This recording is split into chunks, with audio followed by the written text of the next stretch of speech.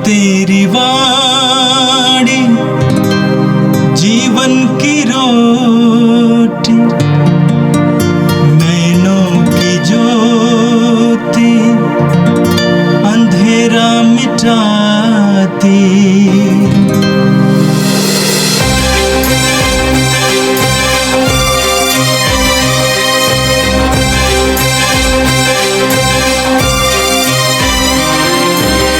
प्रभु तेरी वाणी जीवन की रोटी, नैनों की ज्योति अंधेरा मिटाती। प्रभु तेरी वाणी जीवन की रोटी, नैनों की ज्योति अंधेरा मिटाती। वाणी वाणी वाणी वाणी वाणी पवित्र है, शाश्वत है, जीवन का मन्ना है। 29 नवंबर सोमवार। पहला पाठ नबी इसायास का ग्रंथ अध्याय 2 पद संख्याएं 1 से 5 तक। यरूशलेम तथा यूदा के विषय में आमोस के पुत्र इसायास का देखा हुआ दिव्य दृश्य। ईश्वर के मंदिर का पर्वत पहाड़ों के ऊपर उठेगा और पहाड़ियों से ऊंचा होगा। सभी राष्ट्र वहां इकट्ठे होंगे। असंख्य लोग यह कहते हुए वहां जाएंगे, आओ हम प्रभु के पर्वत पर चढ़ें, याकूब के ईश्वर के मंदिर चलें, जिससे वह हमें अपने मार्ग दिखाए और उसके पथ पर चलते रहें।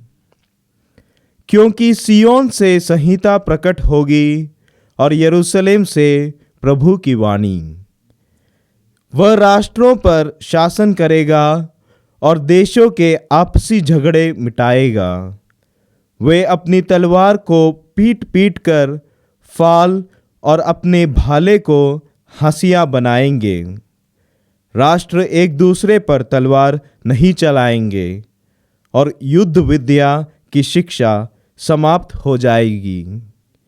याकूब के वंश, आओ हम प्रभु की ज्योति में चलते रहें। यह प्रभु की वाणी है। संत मत्ती के अनुसार पवित्र सुसमाचार अध्याय 8 वाक्य 5 से 11 तक।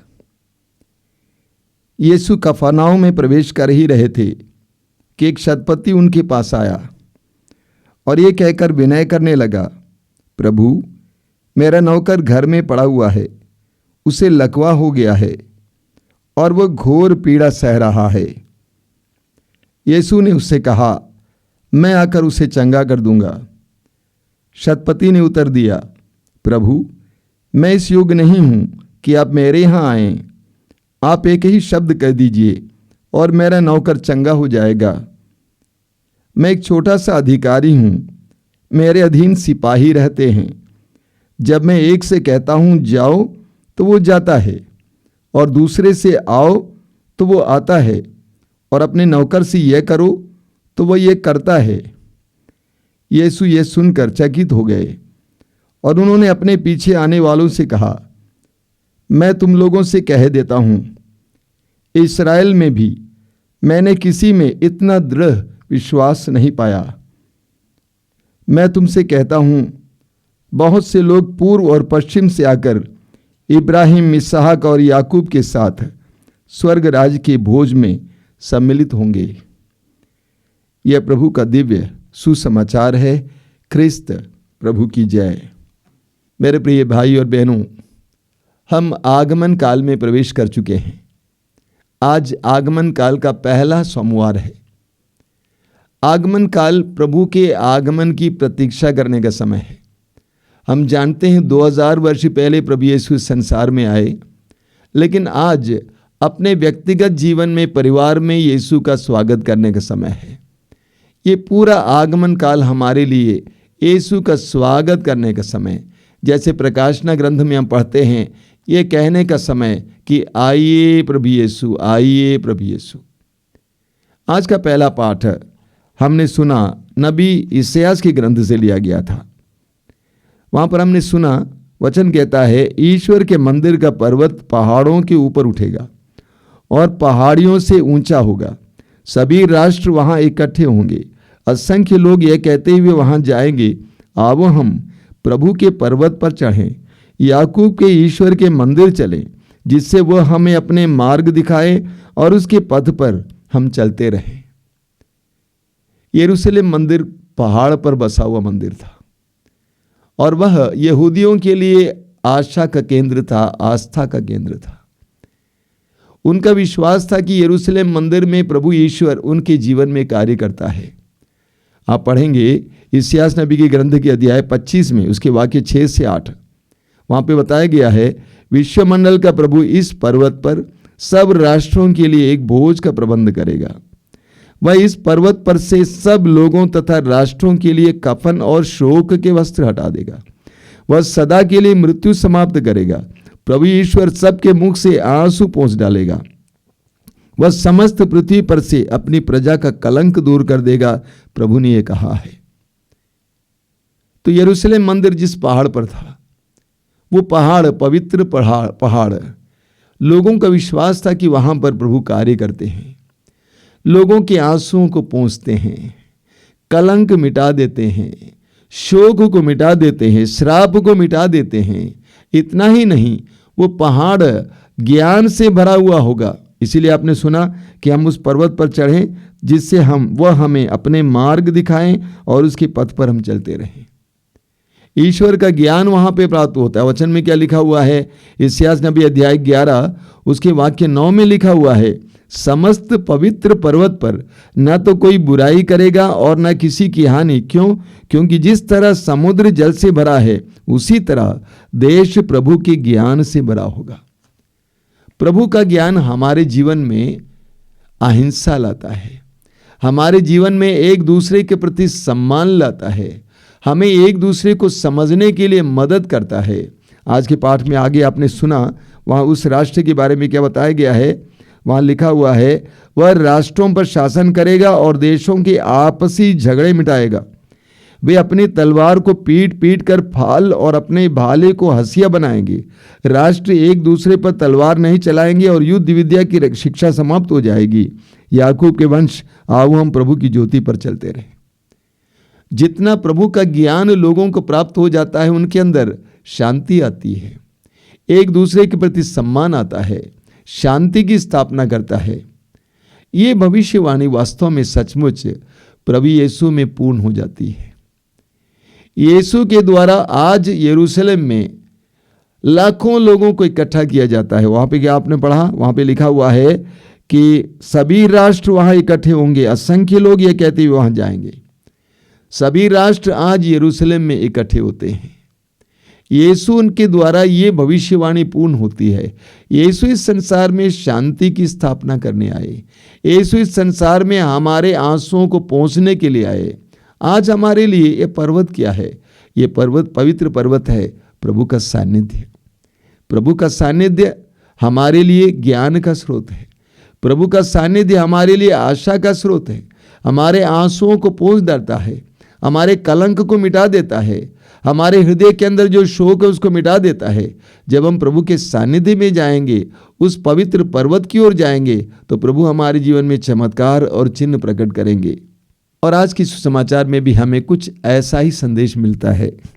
हमने सुना यीशु कफरनहूम में प्रवेश कर ही रहे थे कि एक शतपति उनके पास आया और ये कहकर विनय करने लगा, प्रभु मेरा नौकर घर में पड़ा हुआ है, उसे लकवा हो गया है और वो घोर पीड़ा सह रहा है। यीशु ने उससे कहा, मैं आकर उसे चंगा कर दूंगा। आज हमारे सामने एक शतपति लाया जा रहा है। शतपति मतलब जिसके अधीन 100 सिपाही रहते हैं, यानी बहुत बड़े अधिकारी हैं। और उनके बारे में आज बताया जा रहा है। वो सबसे पहले यीशु के पास आते हैं। हालांकि वे यहूदी नहीं थे, इस्राएली नहीं थे, लेकिन यीशु पर विश्वास करते हुए यीशु के पास आ जाते हैं। यीशु पर उनका दृढ़ विश्वास था कि यीशु मेरे लिए कुछ कर सकते हैं। दूसरी बात, उस शतपति के बारे में क्या लिखा हुआ है? उन्होंने क्या कहा? प्रभु, मेरा नौकर घर में पड़ा हुआ है, उसे लकवा हो गया है और वो घोर पीड़ा सह रहा है। एक शतपति, इतने बड़े अधिकारी यीशु के पास स्वास्थ्य लाभ की भीख मांगते हुए आते हैं। किसके लिए? उनके नौकर के लिए। अजीब बात है। उस शतपति के अंदर कितना बड़ा प्रेम है, अपने नौकर के प्रति इतना प्रेम कि वह एक यहूदी गुरु यीशु के पास आ जाते हैं। अनुकरणीय है। तीसरी बात, उस शतपति ने प्रभु से कहा, प्रभु, मैं इस योग्य नहीं हूं कि आप मेरे घर पे आ जाएं। मैं इस योग्य नहीं हूं कि आप मेरे घर पे आ जाएं। उस शतपति ने अपने आप को बहुत छोटा बनाया। एक बड़े अधिकारी होते हुए भी यीशु के सामने अपने आप को छोटा बनाया, नम्र बने। हमें इसी तरह पढ़ने को मिलता है मरकुस के अध्याय 5 में जायरूस के बारे में। वो भी बहुत बड़े अधिकारी थे, लेकिन भीड़ के सामने वो आकर यीशु के सामने दंडवत करते हैं।